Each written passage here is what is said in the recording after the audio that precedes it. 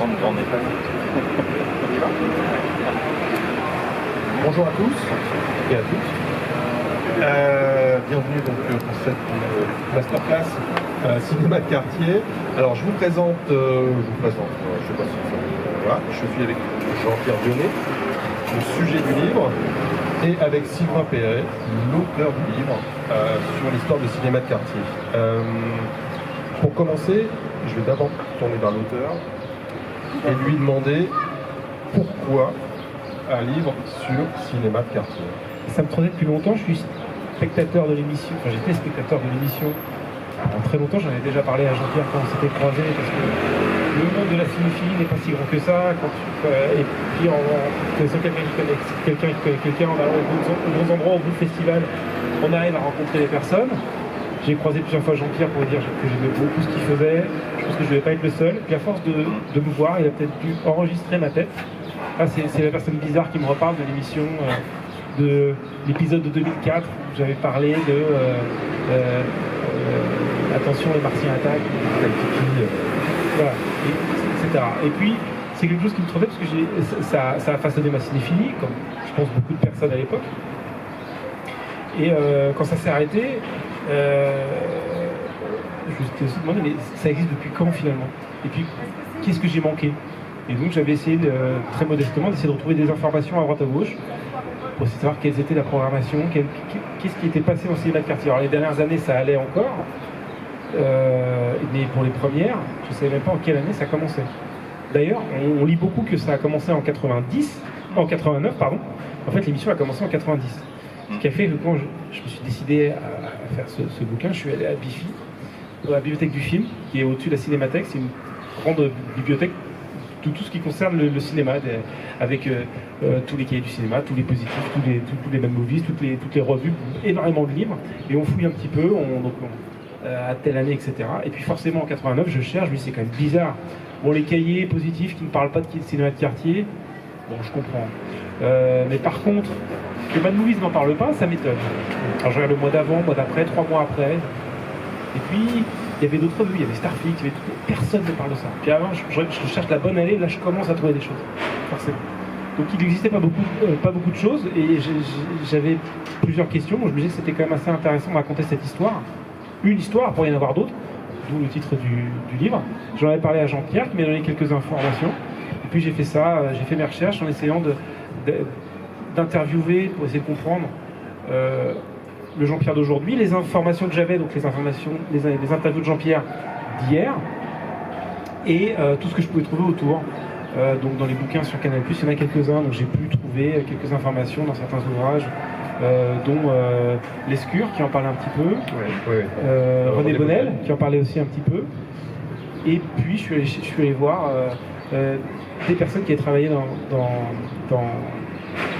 au sein de l'émission, qui à chaque fois me donnaient des réponses et me donnaient aussi des questions. C'est pour ça que j'ai essayé de mettre un peu toutes les pièces du puzzle dans le bon sens, et ça a donné cette histoire avec la programmation de l'émission de 90, de septembre 90 à décembre 2017.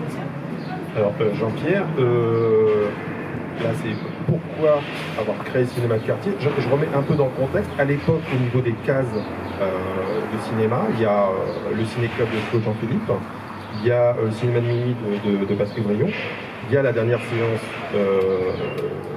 de Gérard Jourduy, Patrick Brion et Eddie Mitchell, et on va dire ça comme rendez-vous vraiment régulier de la cinéphilie à la télévision, c'est à peu près tout. Il y a des cases évidemment de cinéma. Alors comment vous vient l'idée? Parce que là l'émission démarre en 90, mais c'est une idée que vous avez eue, en tout cas vous avez amenée plus tôt. Enfin, je sais que vous avez parfois eu des discussions avec Gérard Jourduy, je sais que Gérard Jourduy a même programmé Cette femme pour l'assassin sur TV6, donc d'où vient cette idée, comment ça a germé, et comment on est arrivé finalement à cette programmation en 90 sur Canal+. Alors, l'histoire elle a deux tenants et un aboutissant. Un des tenants, c'est que quand Lescure me dit qu'il quitte Antenne 2 pour aller faire Canal, je lui dis, moi j'y crois pas une seconde, t'es fou. En 84 là. Voilà, j'étais fou. Et plus tard, Comme en 76, plein d'activités s'arrêtent. Je fais de la radio tous les jours 2 heures sur la Voie du Lézard. Je fais Sex Machine, je fais l'éditorial de la première version de Sortir à Paris et je fais Métal Hurlant, les livres des humanoïdes associés. En 76, tout explose. Je traverse une phase dépressive, pour moi éternelle. En réalité, elle a duré 4 ans, dont 1 an et demi à l'Écho des Savanes. Mais quand ça s'arrête, on a l'impression que c'est éternel. Alors, il y a ça comme truc, donc je vais plus tard, quand le canal démarre, aller voir les Lescure. Et je lui dis, voilà, j'ai une idée. Je lui raconte, le débat de quartier, il me dit, ça m'intéresse, mais dans 2 ans. Dans 2 ans, pourquoi? Parce qu'on veut d'abord montrer qu'on est la chaîne du cinéma frais et qu'on va passer tous les films. Il dit, mais dedans, il y aura des mauvais films. Alors, pour des raisons quotaïques, donc de quotas, parce que je vérifie des mots qu'on invente, pour des raisons quotaïques, il me dit, dans 2 ans, ça sera bien, parce que comme ça, il y a des films pas défendables qu'on pourra passer à 3h du matin. Et je me dis, c'est mort. Et il me rappelle, donc en 90, au mois de juin, et là, je suis un peu à la ramasse financièrement aussi. J'habite un tout petit appartement où j'ai fait mon bureau, mais un bureau qui ne sert à rien parce que j'ai rien à faire. Je n'ai pas pu rien remettre à la bande dessinée vraiment, parce qu'on m'a refusé le petit truc chez Albin. Je suis le co-directeur, mais en fait, j'ai pas compris qu'il voulait juste que je ramène les auteurs de métal. Et moi, je vais trouver des nouveaux. Donc, petit malentendu. Donc, il m'appelle au mois de juin, il me dit, tu commences, tu vas te quartier en septembre. Je dis, oui. Il dit, mais tu as un beau budget, hein. Tu peux compter 100 000 euros par film. Si tu fais des pointes, tu me préviens, mais c'est pas un problème. Et je lui dis, les 100 000 euros, je ne les ai pas par film. Parce qu'il dit, t'achètes 2 mois d'un coup. Je dis, ça fait 800 000 euros. Il dit, je te les vire lundi. Il dit de dire que mon banquier m'a dit, cet argent, on va vous le placer tout de suite. Je dis, c'est pas la peine. On doit me le placer, c'est pour dépenser. Et puis, je vais voir René Bonnel. Et René Bonnel, comme il sait que je suis très ami avec Lescure, il se méfie. Il se méfie, donc il me dit, parce qu'autour de lui, il y a eu Foulenbach, il y a Perfit, tout ça, et il ne veut pas dans les bureaux, ça se sent. Alors il me dit, écoutez, vous allez faire une société qui va me vendre des films, donc vous avez 100 000 euros, vous prenez la marge que vous voulez. En fait, je vais être assez raisonnable, c'est-à-dire généralement, je vais, comme j'ai ressuscité beaucoup de films, donc par exemple, retrouver les couleurs du Comte de Monte Cristo, qui avait été perdu mais qui existait en 16, et on l'a refait à la palette graphique à l'identique, des fois je dépense les 100 000, des fois je dépense 60. Et l'un dans l'autre, j'ai de quoi me faire un beau bureau. D'autant que j'ai une autre activité qui est, que je découvre à ce moment-là, c'est remettre des films asiatiques en parallèle. Alors, avec ces 2 activités, j'ai une petite boîte qui marche bien, et donc des budgets qui semblent ahurissants à l'époque pour ressusciter ces films. C'est comme ça que, entendant parler du fait qu'il y avait des copies enfin incroyables des films, Scorsese va demander des cassettes, après on lui enverra des DVD. C'est comme ça que plus tard, le jeune Tarantino me demandera des DVD, lui directement. Parce que c'était les plus belles copies possibles, et là, sous-titré en français pour eux. Enfin, ils voyaient bien l'image. Alors ça, c'est le passage canal. La deuxième entrée, c'est... Nous sommes, j'allais dire... je ne sais plus l'année exactement, mais à l'époque, je suis copain aujourd'hui avec Eddie Mitchell, et on va à Nashville, on enregistre un disque.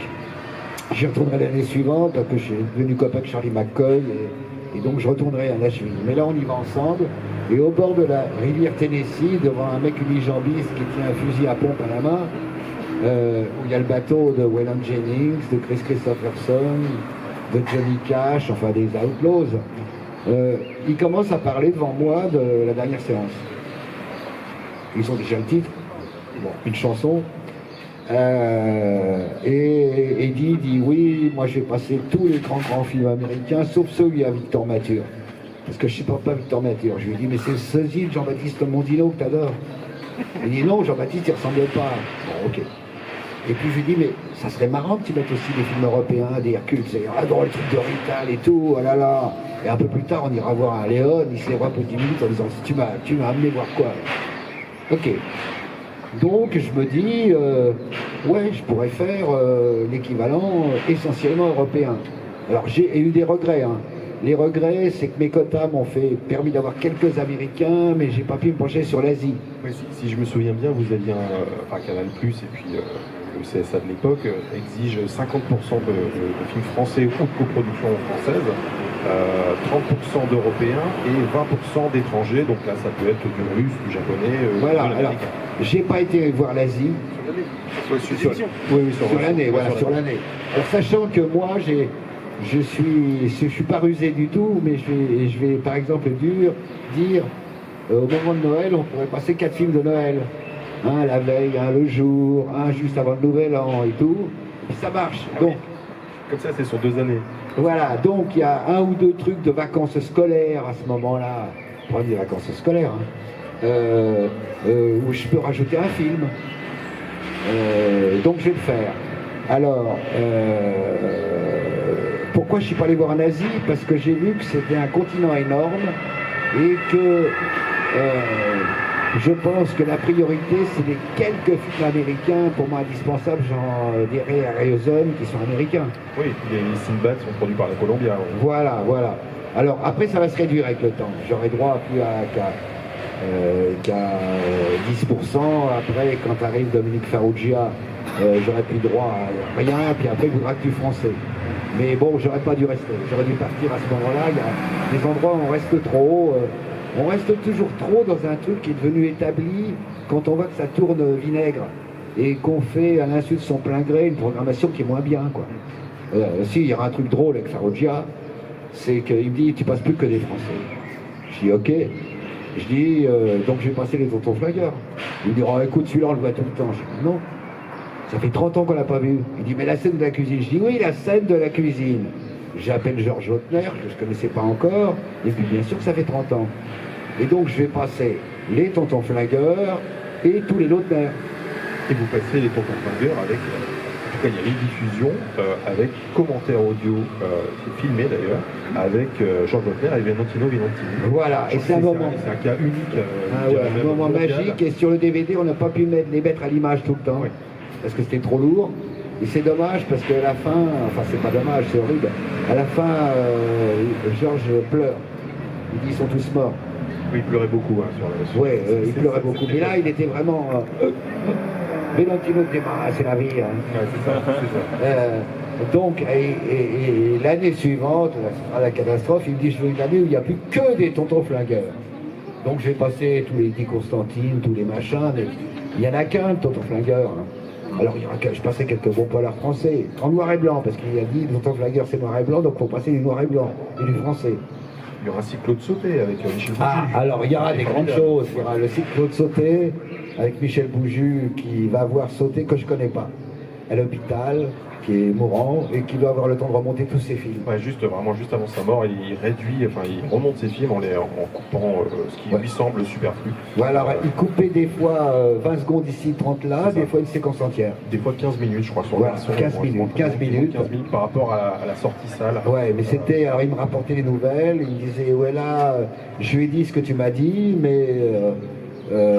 parce qu'il m'a dit, est-ce que tu veux venir le voir? Je dis, je vais pas aller le voir sur son lit de mort. C'est pas possible.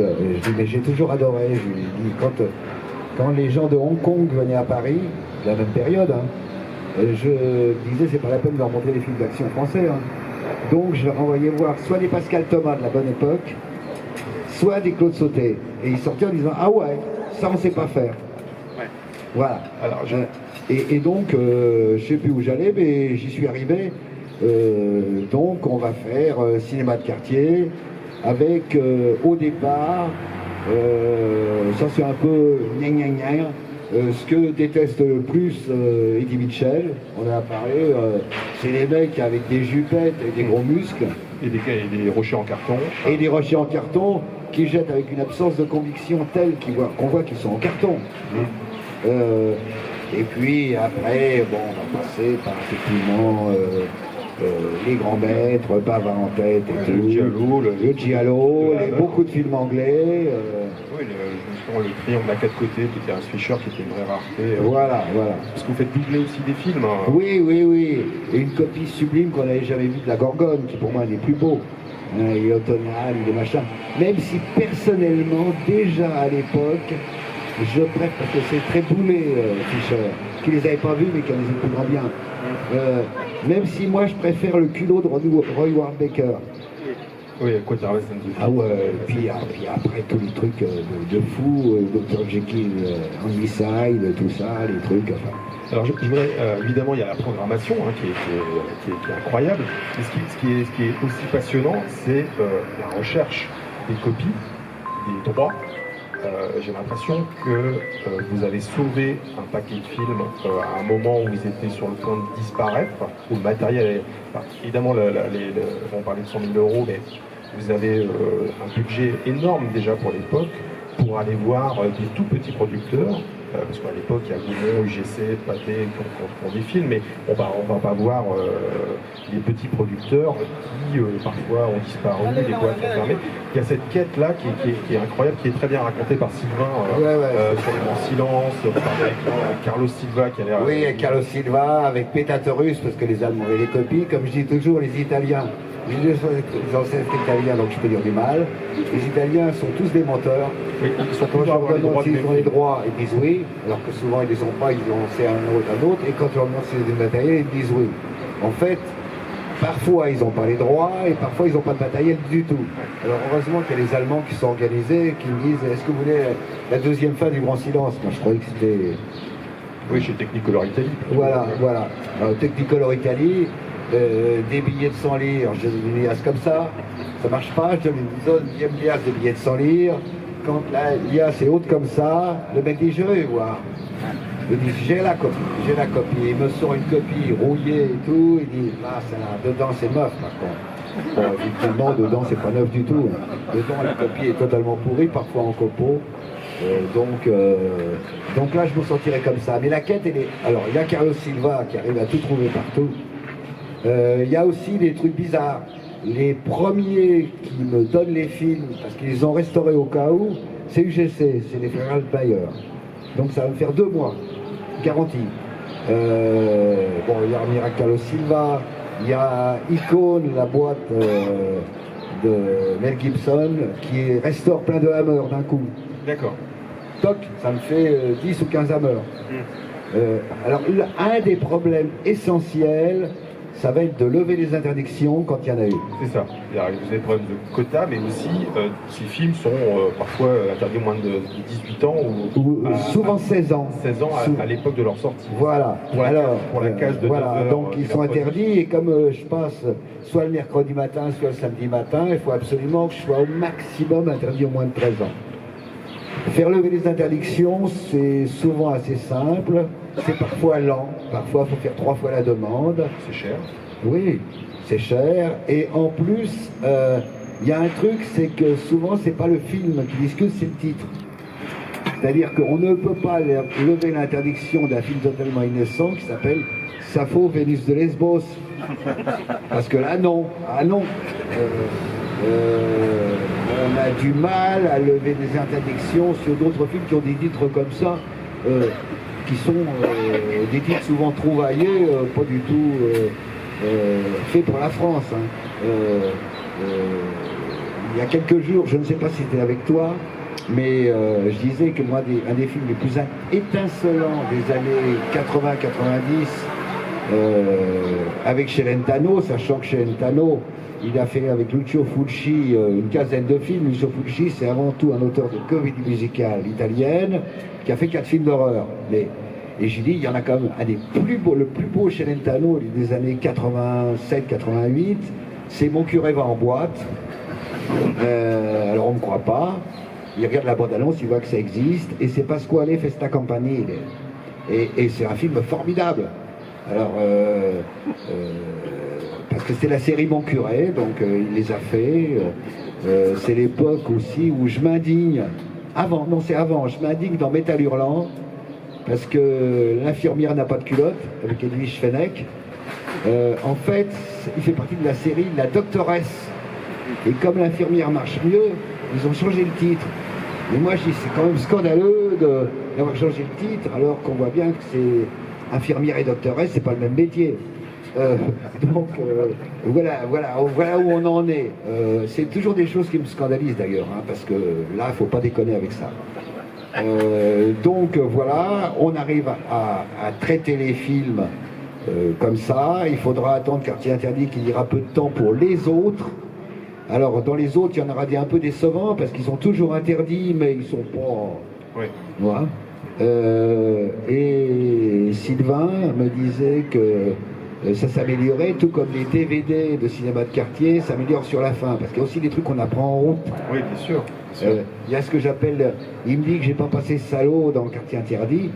Effectivement, non. Alors je crois qu'il est passé. Est-ce que c'est moi sur une autre case? Est-ce que j'en sais rien? Parce que c'est vrai que les films qui passent pour chercher le matériel avec Carlos Silva, moi j'ai le souvenir de copies neuves, non censurées ou en tout cas complètes, parce que les films étaient dans les salles de quartier, on coupait souvent les films dans le programme pour qu'ils passent tous une heure et demie. Je me souviens de, par exemple, Hercule contre les vampires, où il n'y a pas de vampires, évidemment, qui est Hercule au centre de la Terre, je crois, en italien, et avec un prologue avec Christopher Lee, sous-titré donc en français parce que uniquement en italien. Moi, c'est une des découvertes d'une des faces cachées du cinéma, c'est-à-dire que les films sont coupés et on découvre ça dans le cinéma de quartier. Si en plus en parallèle on lit Vidéo Watchdog, la Bible de Tim Lucas, on comprend qu'à l'étranger c'est pareil, voire pire. Et donc voilà, il y a cette volonté claire de respecter les films, ce qui n'était pas le cas dans les salles de quartier. Le cinéma de quartier est l'inverse de ça. Oui, d'autant que dans les salles de quartier, entre autres au Brady, mais le Brady de la grande époque et autres, il y avait des collectionneurs qui demandaient une ou deux images d'une scène sexy. Donc ils coupaient la copie, et je me souviens qu'au Palace Croix l'hiver, où ils avaient des copies en permanence, la copie, chaque fois que j'allais voir un film de Hugo Fregonese, un peu rare et tout, il avait encore diminué comme d'une minute. Donc les mecs étaient venus chercher la fin de scène où on voit les seins de je sais pas qui. Donc en fait, la salle de cinéma est peut-être pas tout le temps le meilleur endroit pour voir les films.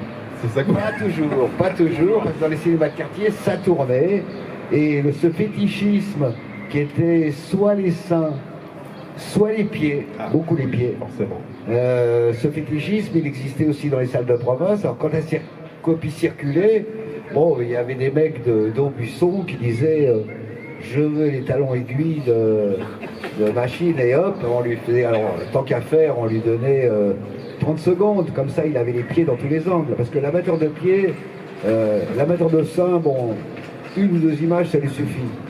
L'amateur de pied c'est très compliqué, parce qu'il y a le pied levé, il y a le pied sur les talons, il y a le moment où elle se chausse, donc ils peuvent vous bouffer une minute. Un bon podophile, attention j'ai dit un podophile, hein. Sylvain, on peut peut-être parler aussi de ça, de parler de la cinéphilie à la télévision. Là en plus on touche, toi tu étais jeune, mais moi j'étais aussi jeune à une autre époque quand j'étais au cinéma de quartier. On peut se faire une cinéphilie complète, en plus entre Eddie Mitchell qui passe tous les films sauf Victor Mature. Il y a ça quoi, on peut construire à cette époque-là une cinéphilie par la télévision, et des films en plus qui disparaissent, parce qu'il n'y a pas encore les DVD, c'est-à-dire que si on loupe la diff ou les multidifs de cinéma de quartier, on est un peu coincé, les films sont invisibles. Il y a plusieurs choses. Déjà, quand on n'habite pas à Paris ou dans des grandes villes, c'est un peu le seul moyen, entre guillemets, il y a pas le Brady, de voir autre chose que l'UGC ou le multiplex du coin qui passe, ce qu'on a, le tout venant, on va dire, entre guillemets. Oui, et puis dans les reprises, il n'y a pas ce type de film. Il n'y avait pas tellement de reprises, je n'ai pas le souvenir de reprises, en dehors de Paris, encore une fois. Non, mais l'été, je veux dire, les reprises de l'été, elles ne reprennent pas ce genre de cinéma. Non, pas du tout. Ce cinéma-là avait un peu les salles de quartier avaient disparu, c'est pour ça, quand l'émission Cinéma de quartier arrive, ça fait 10 ans que ça a disparu, je dirais, 5-10 ans. La VHS avait pris le pas entre les deux, mais... Et la VHS a des films pan and scan, dans les vidéoclubs, c'est pas génial, quoi. La télévision, c'est à l'époque un des seuls moyens pour suivre ce cinéma-là. Ouais, et encore plus, moi je disais, quand je regardais ces films-là, j'avais aucune idée qu'on était plusieurs à regarder les films. C'est-à-dire que, je vais pas dire que je Je pensais qu'il programmait que pour toi. Mais non, mais ce que je veux dire, c'est que, est-ce que ça intéressait d'autres personnes je n'avais aucune idée, je ne savais pas quand l'émission avait Et commencé. justement, juste une vous aviez quel retour en fait parce qu'il n'y a pas les réseaux sociaux. Alors on a mis du temps à avoir Courrier. des retours, parce que Lescure était obsédé par le fait que ce qui comptait c'est la satisfaction mais pas l'audience. Ouais. Il disait, en parlant de TFL, il disait la boîte à cons, ils affichent les audimates dans l'ascenseur, pour faire honte à ceux qui n'ont pas fait d'audimat. Moi je veux que les amateurs de pétanque, même s'ils sont 25 000, ils soient contents. Donc ils me disent ce qui compte c'est la satisfaction. Puis après coup il me dit là quand même tu as fait 3 millions de spectateurs sur tel film. Parce que vous faites un carton sur les Tintins par exemple Voilà. en live, Voilà. qui n'est pas particulièrement, mais il y a un public quoi. Voilà. Ce film est terrain. Et alors il y a deux phénomènes.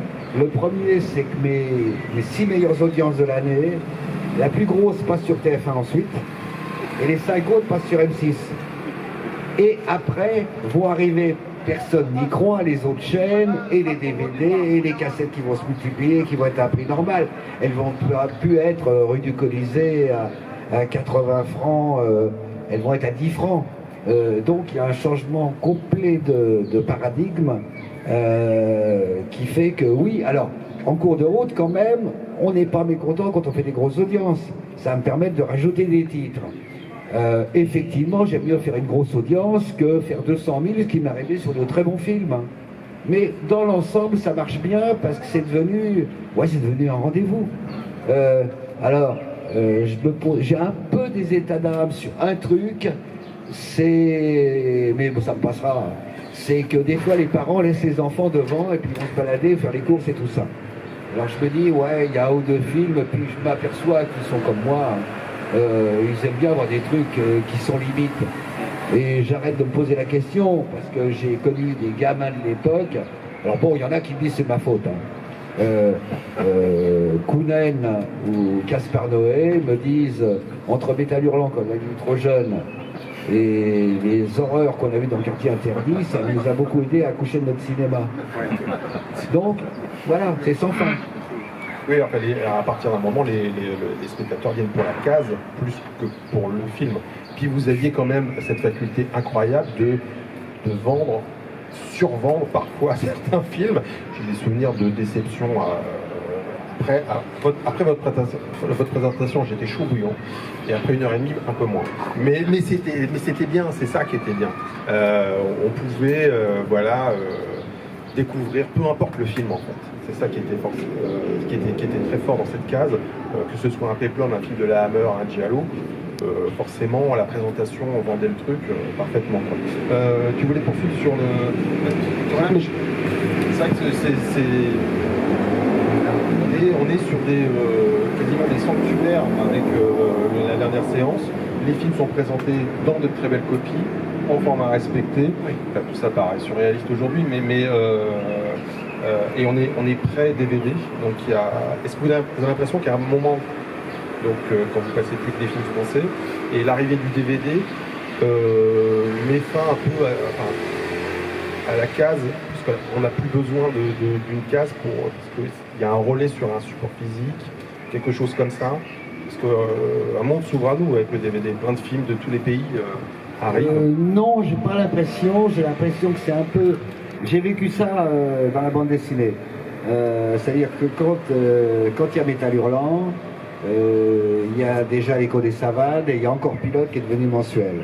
Et quand tu arrives à suivre, mes collègues disent c'est la fin du monde, qui va acheter ça? Et ben on occupe un gros linéaire et donc ça augmente les ventes. On est devenu un phénomène de société, comme on dit. Ben, je dirais que l'arrivée des DVD et tout ça, au contraire, l'arrivée des cassettes de format respecté déjà, quand ils n'oublient pas qu'en haut il fallait battre une bande noire et en bas une bande noire, et que c'est pas le format. Hein, et c'est pour ça qu'on voit les micros. Oh, on voit les micros dans ce film. Ben oui, mon pote, fallait pas oublier la bande noire. Donc, l'un dans l'autre, oui, on peut dire que, par exemple, les journaux de télévision, au départ, disent ça va être super, mais super kitsch aussi. Pas un ou deux. À l'époque, Télérama, on dit du bien, je crois que c'est Murat. Ah ouais. Voilà, qui dit, ouais, ça c'est bien, ça c'est bien. Et puis bon, il y a tous les Rissians du monde qui disent, tu passes tous les cotes à Favie. c'est un immense metteur en scène, mais c'est une petite chapelle. Après, ça va s'étendre et les gens vont dire que oui, c'est une classe familiale, mais on voit des trucs extraordinaires et que les copies sont belles et que les films féeriques d'Allemagne de l'Est, de la DEFA, c'est formidable. Ouais, le Munchausen. Voilà. Alors le Munchausen de von Bacchi, là c'est un cas très très particulier, parce que quand je veux, il y a deux cas particuliers. Il y a le Munchausen de von Bacchi et De Greef me dit quand j'étais à l'armée, j'ai demandé d'être au service cinéma. Le service cinéma des armées, ils m'ont donné des films coupés en bandeaux de 60 secondes et ils m'ont dit il faut remonter le Munchausen de von Bacchi. Et ils m'ont fait monter, démonter, remonter, démonter. Il dit j'ai appris le montage. Lescure, c'est pas pareil. Lescure, c'est que son père, fervent communiste, et moi j'allais dans les patronages communistes en échangeant avec des copains les patronages catholiques. Le tour du monde de Sadko ou Ilya Mourometz. D'abord, il m'envoie un 35 mm sur export et il me dit gardez la copie et Canal la rendra. Oh merde, j'ai oublié de leur dire. Et lui, il me dit mais c'est mon enfance. Quand on regardait ces films-là, tous les films de Ptushko, tout ça, et Ilya Mourometz, il y a quand même 4 millions de soldats russes à l'écran. C'est là, il n'y a jamais eu une figuration pareille, tous en costume d'époque. Hein. Donc il y a des trucs comme ça. Alors ça c'est marrant parce que Canal, c'est des sensibilités très différentes. René Bonnel, qui avec son air comme ça, gentillet, est un tout petit peu obsédé sexuellement. Il dit, je veux absolument revoir la chatte, et la chatte sort ses griffes pour Françoise Arnoul, et pour le moment où l'officier nazi fait marcher la chatte comme s'il avait des talons aiguilles, sans ses talons aiguilles. On visualise. Voilà. Albert Mathieu, qui est un des patrons, et qui lui fait 10 km à la piscine tous les 2 jours, et qui va à Compostelle en partant de Paris, lui c'est Wintu. Ah oui, les Winnetou, les voilà, avec avec les Autrichiens qui font les Indiens et les Bavarois qui font les cow-boys. Et l'Ouest est tourné en Yougoslavie. Voilà, exactement. C'est américain. Donc il y a ça. Alors là j'ai des demandes particulières, donc là j'ai satisfait des demandes particulières. Oui, je comprends bien le concept, on fait plaisir un peu. En plus, voilà, en plus j'ai connu le canal que j'ai le plus aimé, c'est celui qui est la rue Olivier de Serres, où c'était chacun un coin, et le 4e coin, c'est notre protecteur, c'était André Rousselet, et qui t'a coup de tapé, il disait, parce que moi j'étais dans un bureau, parce qu'il n'y a pas de bureau là-bas, il disait, ça va monsieur Dionnet, vous êtes content? Je dis oui. Il dit si vous avez problème, vous me le dites ou vous le dites à Pierre. Mais enfin, normalement, il n'y a pas de problème, et nous, on est contents. Et puis partez. Et pas mal comme il me dit ah, est-ce que je vous ai donné gracieusement un abonnement au club affaires de la G7? Je dis non. Il dit bah voilà, c'est fait. Oui, parce qu'André Rousselet était propriétaire de la G7. Des taxis G7. Et alors j'ai fait le malin pendant des années avec des taxis club affaires de la G7 qui m'attendaient pendant 1 heure pendant que je faisais mes courses. Voilà. On s'habitue très vite. En fait, c'est une des rares choses qui me manque aujourd'hui, c'est d'avoir ce que ma femme appelait un abonnement club affaires. Elle dit tu fais le malin dans ton club affaires, et un jour on va dans un festival avec Claudia Cardinal et tout le monde fait la queue. Et donc Claudia Cardinal, et moi j'attends que mon club affaires arrive. Ma femme ne rate pas, elle me dit ah tu vois, Claudia Cardinal, les taxis normaux c'est assez bon pour elle, mais toi t'as appelé ton club affaires. Je voulais savoir donc avec Cinéma de Quartier, la dernière séance, le cinéma de minuit, on a affaire à ce qu'on appelle aujourd'hui des passeurs du cinéma. Vous transmettez votre cinéphilie et puis les souvenirs de salles du cinéma. Aujourd'hui, comment vous voyez ça? Quels sont les passeurs? Comment ça peut se... Je crois qu'il y a des passeurs verbaux. Il n'y a plus de cases. Et tout, il n'y a plus de cases, et je suis totalement sidéré. J'ai eu un peu d'espoir à un moment dans la Maison Canal, à qui je m'entends bien d'ailleurs, parce qu'ils avaient passé par erreur une présentation d'époque.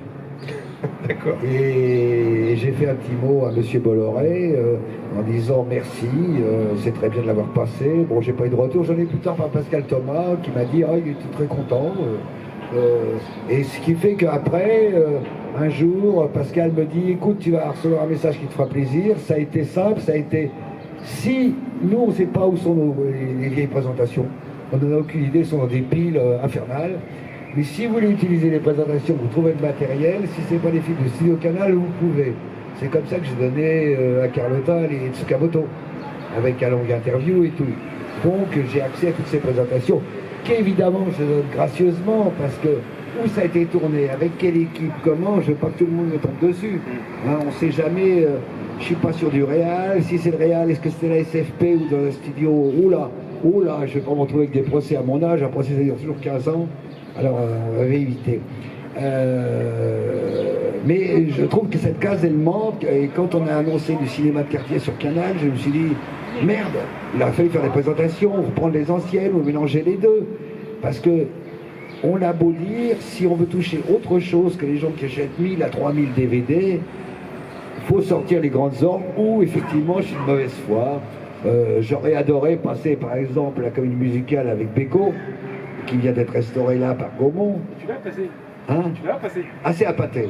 C'est à pâté. Tu l'as passé. Ah, j'ai passé. C'est bien passé. Ah, bah, je l'ai passé. Ah, parce que j'adore ce film. J'en ai pas dit assez de bien à l'époque, parce que je trouvais le jeu de Beko limité, et après coup, sinon, il n'est pas limité. Il correspond à peu près aux emplois qu'avait au début Dean Martin et tout ça. Et en fin de compte, le film est vachement bien, tu vois. Je ne savais plus que j'avais passé. Alors ça, c'est mon petit regret. Pas assez de mélodrame, à part La porteuse de pain et Deux orphelines. Pas assez de comédie musicale, y compris des comédies musicales franquistes. Génial. Parce que c'était un peu comme la défa sous Staline, ils faisaient des contes de fées. Et ceux qui voulaient passer sous le radar en Espagne franquiste, c'était la comédie musicale. Il y avait des fois des trucs très très gonflés, entre autres au niveau de la nudité. Comme c'était des musicales, on leur laissait faire le lido. Alors les loges, on passait sa vie dans les loges avec des nanas qui se déshabillaient, qui se rhabillaient et tout. Il y avait des libidineux qui leur rendaient visite. Et il y avait des femmes droguées. Parce que dans ce milieu-là, on sait bien que les femmes nues, elles se droguent. Donc sous Franco, ça passait. Et ça, mon regret, c'est de ne pas en avoir passé, parce que j'ai toutes les bandes son, parce qu'il y a un coffret 60 films musicaux que j'ai trouvé à Bob Béa, Los Angeles. Donc j'ai les musiques, j'ai pas toujours vu les films. Et puis je crois que j'ai jamais passé Marcelino Panevino, que j'aime beaucoup, parce que c'est comme un film très étonnant, puisque le petit garçon orphelin, je crois, passe son temps à parler au Christ, et à la fin, le Christ enlève ses clous et le prend dans ses bras, et descend dans la salle. Hein. Et il meurt. Ah, waouh!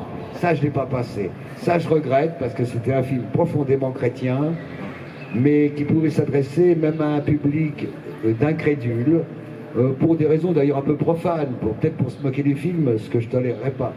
Alors effectivement, j'ai parfois survendu. C'est-à-dire que quand le film n'était pas très bon, les acteurs très moyens, je disais, regardez plutôt là-bas, les robinets en or. Ils sont superbes, les robinets en or. C'était ceux qui étaient faits par telle maison et tout.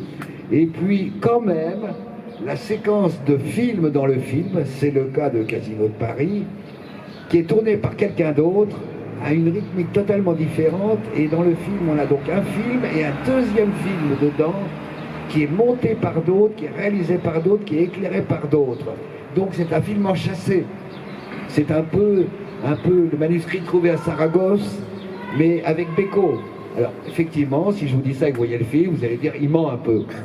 Bah oui, mais quand j'ai eu 16 ans, l'été, pour aller en vacances, d'abord j'ai bossé un peu chez Kodak, où mon père m'a fait mettre tout au bout de la chaîne, là on ramasse les bouts de pellicule et on se fait saigner les mains. Le message est passé, je ne voulais pas aller en usine, donc j'ai un peu mieux travaillé.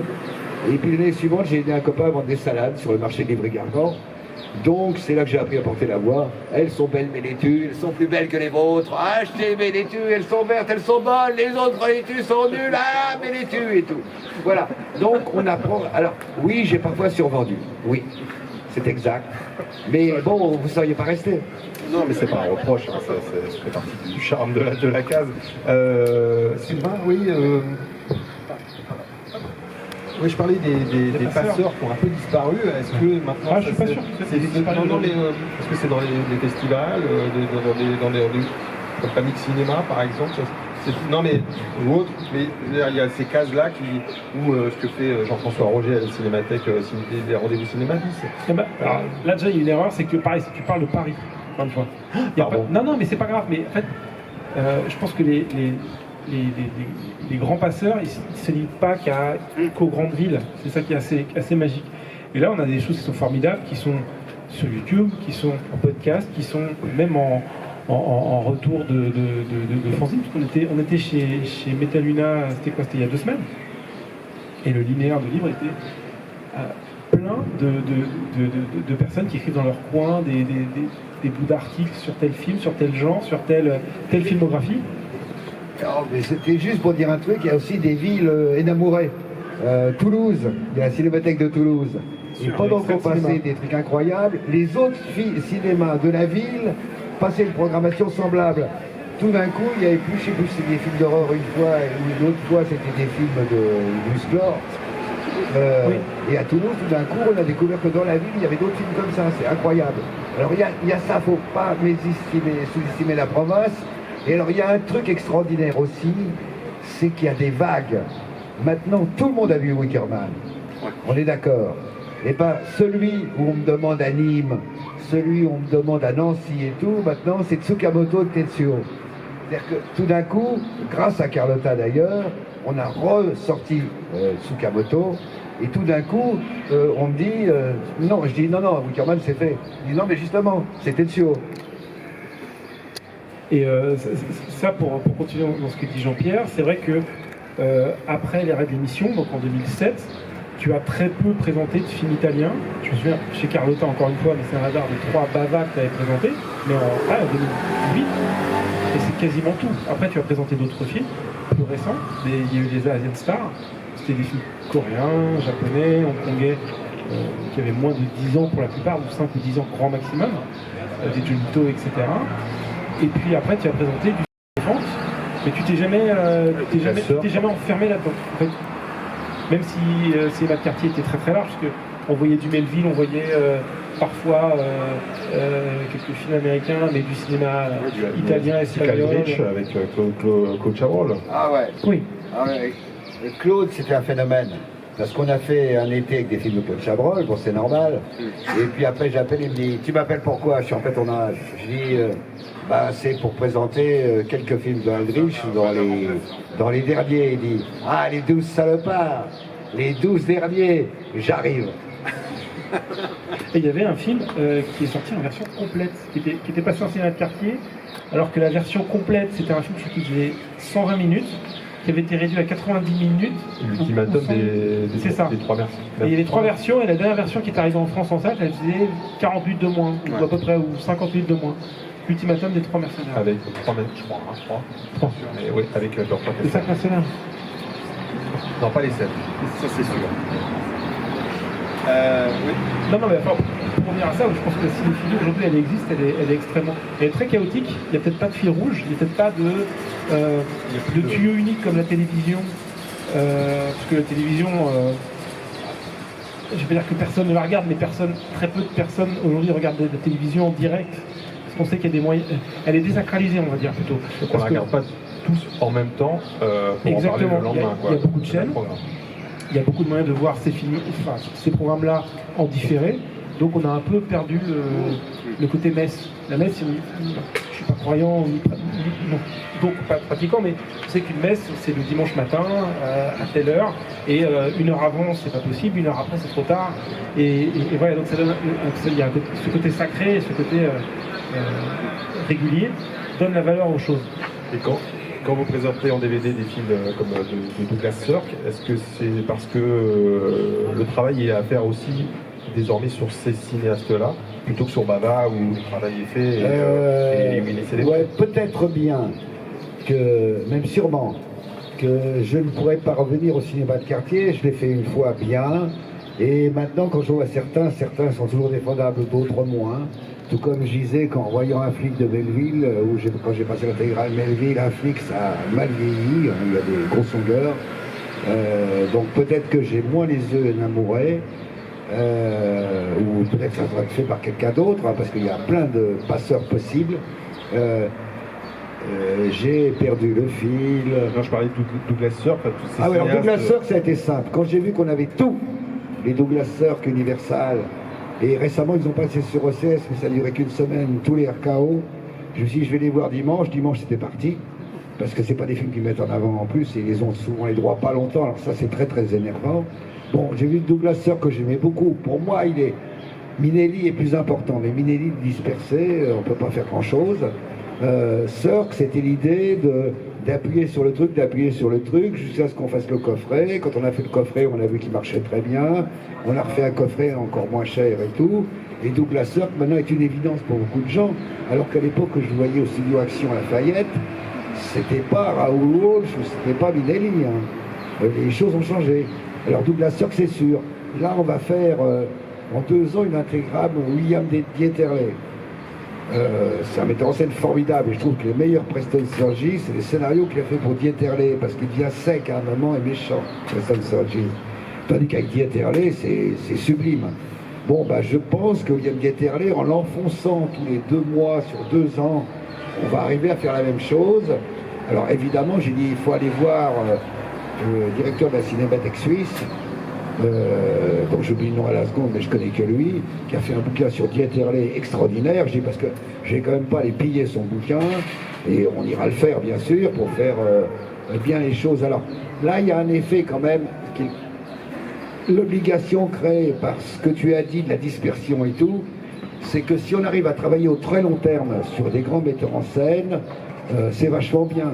Mais par exemple, chez Elephant, j'aurais adoré faire tous les Caroline qu'ils avaient. Sauf que quand il devient scope, couleur, machin et tout, il m'intéresse plus du tout. Donc, bon, bah j'ai pas fait.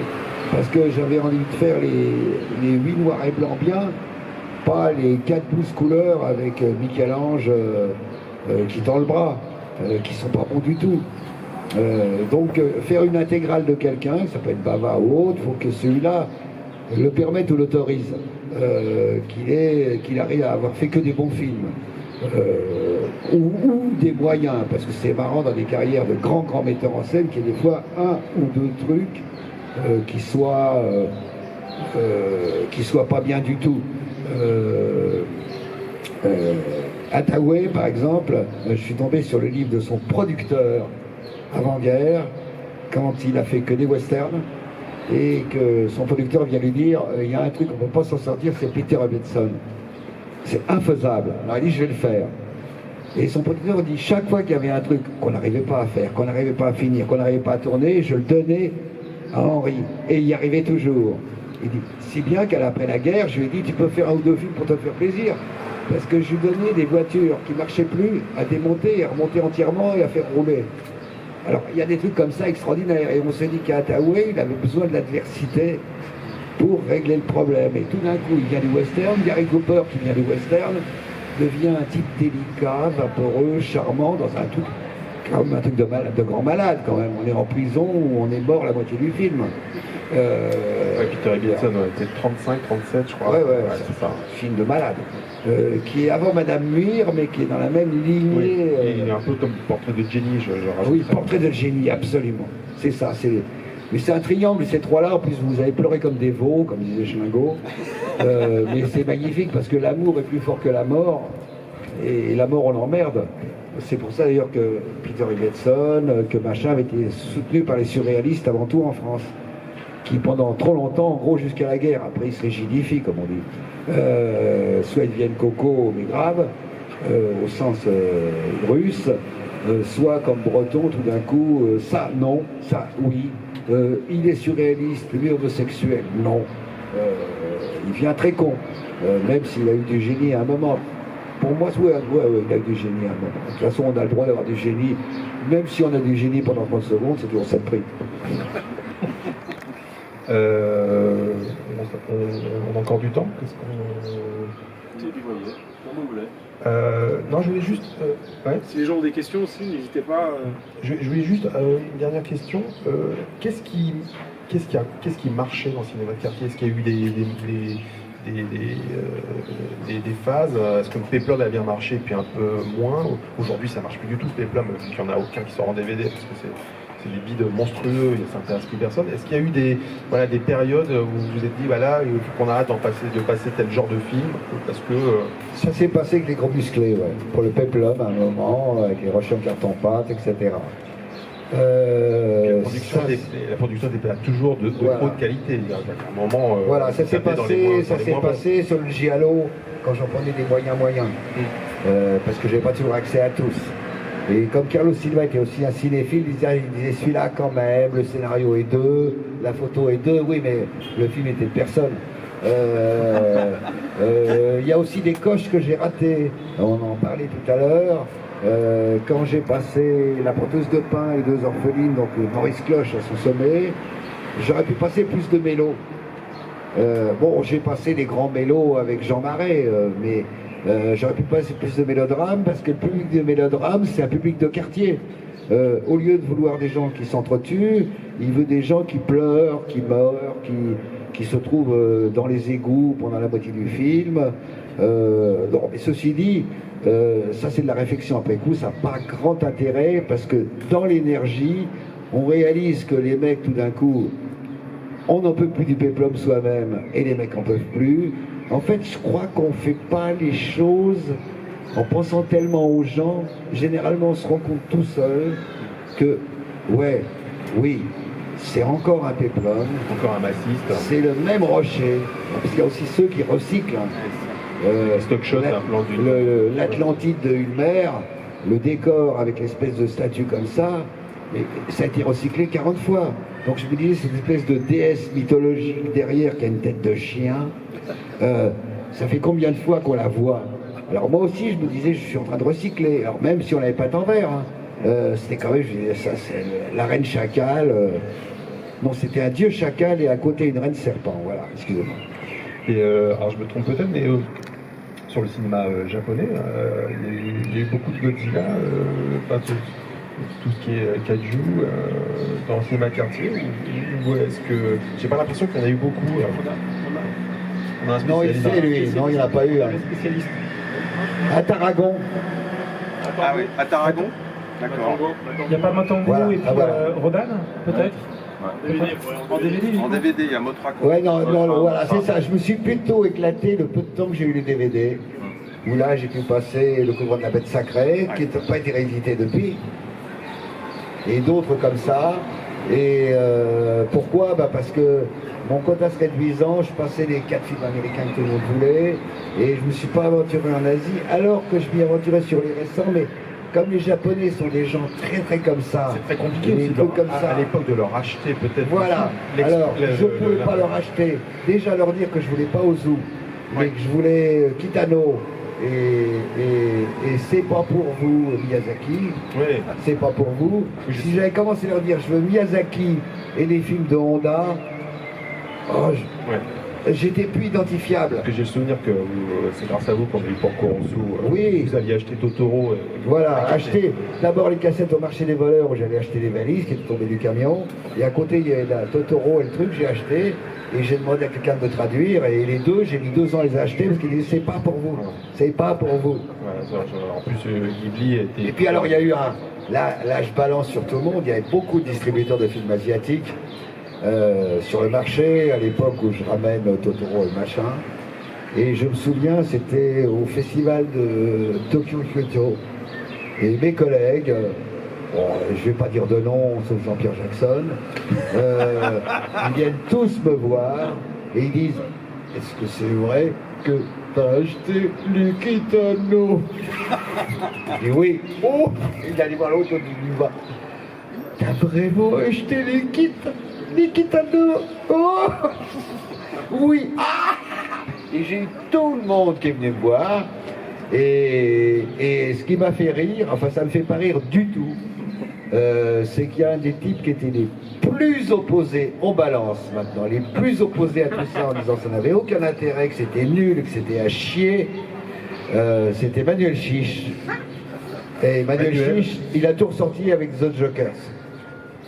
Mais à l'époque, il me savonnait la planche. Oh, excusez-moi, faut jamais faire ça. Je deviens une balance sur le tard. Oh, non, je regrette pas, ça m'a fait du bien.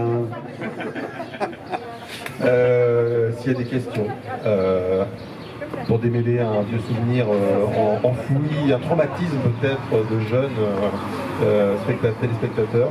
Ah oui, est-ce que quelqu'un était jeune, il a regardé ça, il a eu peur? Moi, Quatermass and the Pit, les monstres de l'espace, pas la première partie, mais la deuxième partie du film avec l'apparition. Moi j'ai toujours peur, moi. C'est fascinant, la musique, le mixage sonore est fascinant. Ça prend rien sur ce film, je l'ai revu plusieurs fois à la Cinémathèque, en Blu-ray. Ça reste un film fascinant, qui a en plus influencé pas mal de gens. Donc voilà, mais après les cicatrices de Dracula, ça allait quoi. C'était vraiment C'est la rameur Oui. C'est le troisième Quatermass, Roy Ward Baker dont on parlait tout à l'heure, et qui parce que les deux premiers sont en noir et blanc, celui-là est en couleur. Les monstres de l'espace, titre très inspiré comme évidemment. Mais voilà, il passe assez régulièrement à la Cinémathèque, je trouve. Moi j'ai déjà vu 2 fois. Donc, Et moi, il y a une séance qui m'a traumatisé, mais vraiment, j'étais beaucoup plus âgé, j'étais pas jeune, c'est La Traque de Serge Leroy. Ah oui, La Traque de Serge Leroy qui est prodigieux. Un samedi matin, voilà. Dans un cycle, je sais pas, je crois que c'est un truc un peu calme en plus. Et puis il y a des il y a Marielle, c'est marrant. Ouais. Ben non, Il y a des trucs extraordinaires, c'est un film sorti le 15 mai 68, Le cœur fou d'Albi Coco. Inutile de dire que personne n'était allé le voir. Et je trouve que c'est un film extraordinaire. De toute façon, tout Albi Coco, c'est pareil. D'ailleurs, il y a un truc, il y a une légende urbaine française qui est qu'à Hong Kong, ils adoraient tous Melville. Non, ils n'avaient jamais vu aucun film de Melville. Et j'ai ramené les cassettes à John Woo. Les autres s'en foutaient complètement. Ils avaient 2 idoles absolues. Robert Enrico, où ils ont pris la triplette des grandes gueules et de haut, avec une femme au milieu et 2 mecs. Ils avaient tout vu depuis l'Oscar de la rivière du Hibou. Ils connaissaient par cœur. Et là, fallait pas les brancher. Parce que tous, que ça soit Wong Kar-wai, ou que ça soit John Woo, ou que ça soit Tsui Hark, te raconter en durée réelle un homme et une femme, 1 et 2. Mais 2 Non. Si, mais ils avaient une fascination de Lelouch. Le seul qu'ils aimaient pas beaucoup, moi qui pour moi était le plus beau, c'est La Bonne Année. Mais c'est un goût de là-bas. Et on les trouvait en laserdisc, on trouvait un rayon. Il y avait quelques Américains, il y avait Enrico, il y avait Lelouch, mais c'était des rayons comme ça. La Bonne Année, un des films préférés de Kubrick. Oui, et vraiment un des films préférés de Kubrick. Et je comprends parce que Voilà qu'on a fait un remake. il y a une mécanique sidérante dans La Bonne Année. Et comme lui, il a toujours voulu, des fois, arriver à faire une mécanique comme ça, je pense que cette mécanique est irreproductible, y compris par Lelouch d'ailleurs. C'est une espèce de mécanique absolue. Moi, ça fait partie. Souchon dit, quand il va mal, il regarde les parrains 1 et 2, parfois le 3. Moi, quand je vais mal, je me fais bien La Bonne Année, parce que je trouve qu'il y a la mécanique, le moment où il s'approche, elle qui ferme sa boutique, une espèce de truc. Alors, plus on le voit, plus c'est fascinant, c'est un miracle. Hein. Ouais, ça c'est très curieux dans le cas des metteurs en scène. Il y a des metteurs en scène inégaux comme lui, ou des metteurs en scène qui ont fait des trucs à chier, comme Norman Jewison. N'empêche que Rollerball reste pour moi les films de ma vie. Donc il y a des miracles. Et c'est Tombstone. Pareil, Tombstone, on disait avec Giraud que c'était un des plus beaux westerns du monde. Mais après, on m'a dit que c'était... Il y a un problème de paternité sur le film de Voilà, Jean-Jacques il semblerait que c'est... Visiblement, c'est Kurt Russell, le réalisateur. Alors, visiblement, c'est Kurt Russell, et ça m'étonne pas trop de Kurt Russell. Qui est tellement classe, qu'il refuse vraiment... Enfin, il en dit un peu plus depuis la mort de Cosmatos, mais du vivant de Cosmatos, restait assez discret et humble sur cette paternité. Parce que visiblement, le film avait perdu pied Cosmatos, qui n'est pas un grand metteur en scène, a priori. Et cette Tombstone, il y a un film fabuleux qui a l'air d'être réalisé par Kurt Russell. Donc voilà. Ça serait l'explication. Vous voyez qu'on passe. Alors j'allais vous dire, l'autre fois on m'a demandé, puis j'ai pas eu le temps. Mon bavard préféré. Et le temps que je trouve, on m'a dit c'est trop tard. Je crois que c'était le film de Bava qui n'est qu'un whodunit, c'est La fille qui en savait trop. Parce qu'il y a le whodunit, mais rien autour. Et si vous ne l'avez pas vu, regardez-le. Avec John Saxon, c'est celui-là Hein C'est celui avec John Saxon. Oui, c'est ça. C'est une simplicité absolue, on voit le truc venir à des kilomètres, ça se passe exactement comme prévu, et ça se multiplie par 3 ou par 4 comme les miroirs dans John Wick en cours de route. C'est-à-dire que on se dit, il n'y a rien, il y a tout.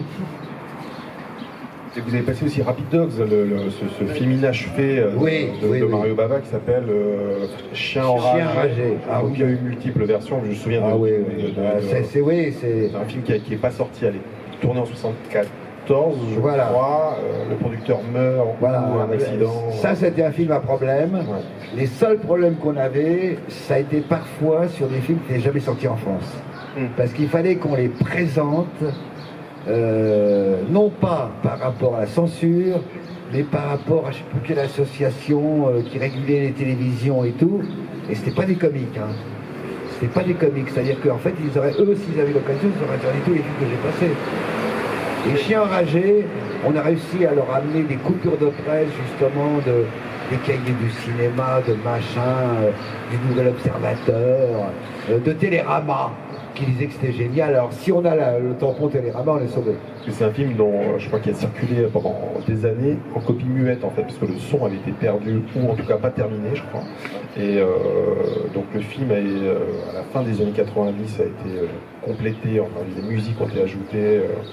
Où les pistes de son ont été retrouvées, je ne connais plus trop l'histoire, mais c'est vrai que à débarquer du jour au lendemain un inédit de Bava, je crois qu'ils avaient fait doubler pour le coup après, donc c'était un des gros événements c'est dans Quartier Interdit peut-être celui-là. Non. Je sais plus. Mais en tout cas, il est passé sur. Vous voir dans le livre. Je sais plus, parce qu'il pouvait passer dans les deux, hein, parce que c'était tellement formaliste que. Oui, bien sûr, oui. Mais ça, c'est Bava, ça il nous manque parce que jusqu'au bout, il évolue tout le temps.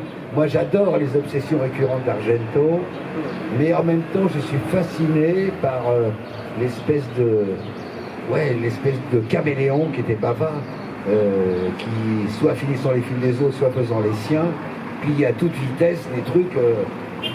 Si on avait une vraie intégrale Bava, et c'est un peu dispersé, compliqué, très dispersé. Et par exemple, celui qui sont dessus au canal, c'est la version américaine.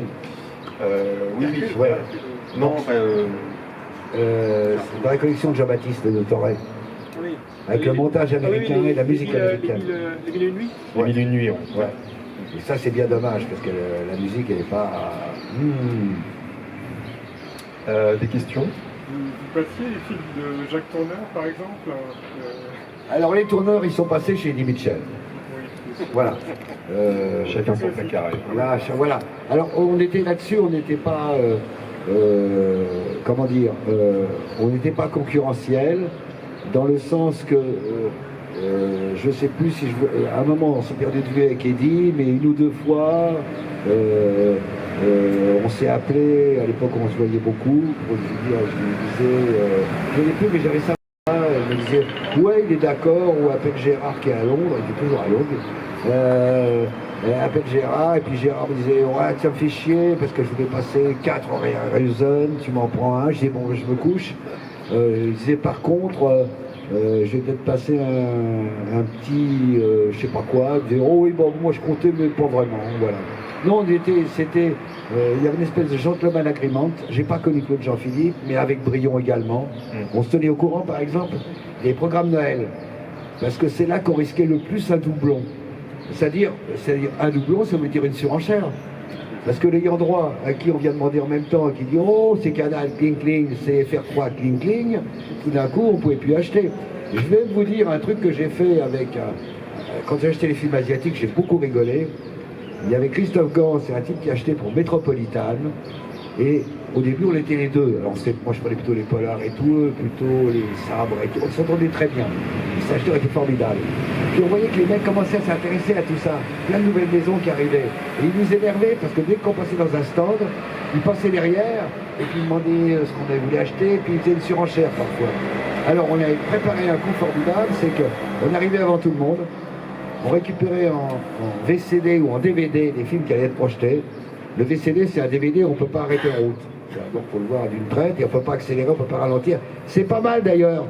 C'est pas mal. Moi, je trouve que ça oblige à avoir le rythme du film. L'image était pourrie quand même. Hein. Ah, l'image était horrible. Si je peux me permettre. Et en plus, ça faisait des carrés partout. Ouais, c'était très pixelisé. Mais le songe d'une unité de Max Reinhardt en VCD pirate sublime. Ouais, La plus belle copie c'était du le monde. royaume des pirates pour le coup. Ah Alors, oui, donc, oui. Moi, j'ai ramené la haine à Kassovitz 15 jours après sa sortie France. C'est la copie qu'ils avaient présentée à la censure chinoise. C'est toujours la copie pour la censure d'ailleurs. Non, c'est assez drôle. Donc voilà, j'ai perdu le film. Non, mais vous étiez aussi sur les marchés et vous Ah oui, alors vous récupériez le coup, les DVD. on voyait le pire film possible. Des fois, il en regardait aussi, hein. Il était vachement organisé. Et on allait sur le stand, puis on disait...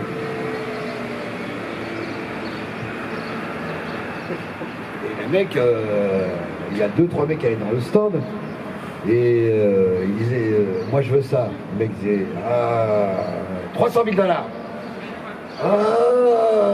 350 000. Et les mecs sont repartis, mais avec des trucs. Alors des noms. C'était pas sortable. C'était pas sortable. Et nous, on repassait derrière, on faisait. On a fait acheter des trucs à 500 000 $. À qui? À ceux qui se sont mis tout d'un coup à s'intéresser à l'Asie. Voilà. Et à l'Asie fraîche, parce que l'ancienne, on pouvait la codifier, comme Fabien le sait un peu, elle était connue. Mais la récente, Justement, vous avez été précurseur par rapport à la Corée du Sud, la diffusion des films de Corée du Sud, par exemple. bah oui, moi par exemple, je me souviens de Peppermint Candy et de Tavernier qui a pris son bâton de pèlerin dans toute la France pour dire que c'est un film incroyable, c'est le premier film irréversible, ce qui était le cas. D'ailleurs, Lee Chandon qui continue à faire des très bons films qui sont directement sur les plateformes, qui sont très longs mais magnifiques. Alors on l'a complètement zappé. Il était ministre de la Culture, ça s'est mal passé, ça l'a cassé, il a un peu disparu, puis il est revenu. Mais les autres, c'est vrai que moi quand je suis revenu en Corée du Sud, j'étais sidéré. Moi je restais à Busan une semaine de plus pour voir ça avec les vrais gens et puis pour tout voir. Et le nombre de trucs que j'ai vus que j'ai pas acheté. Parce qu'on peut pas. Oui, t'as raison. Donc oui, non, la Corée du Sud elle continue de me surprendre, de m'émerveiller, de me terrifier. Et puis, j'ai déjà oublié le titre, le meilleur film gore depuis 20 ans, c'est un film coréen. C'est le truc que vous voulez dire Le gore qui était avec Man Movie, là. C'est Project 115. Ouais. Ah, c'est du... The Off aussi est pas mal. Ah ouais, non, c'est un ultimate gore. Hein. Ah oui, Non, mais moi je peux pas, moi. On en reste là? Oui. Spécial. Eh bien, merci à Géraud. Merci. Tu as été le pivot sur lequel j'ai bâti notre église. Et lui, maintenant, Bernard Pivot, et lui, maintenant, il monte en chair à ma place.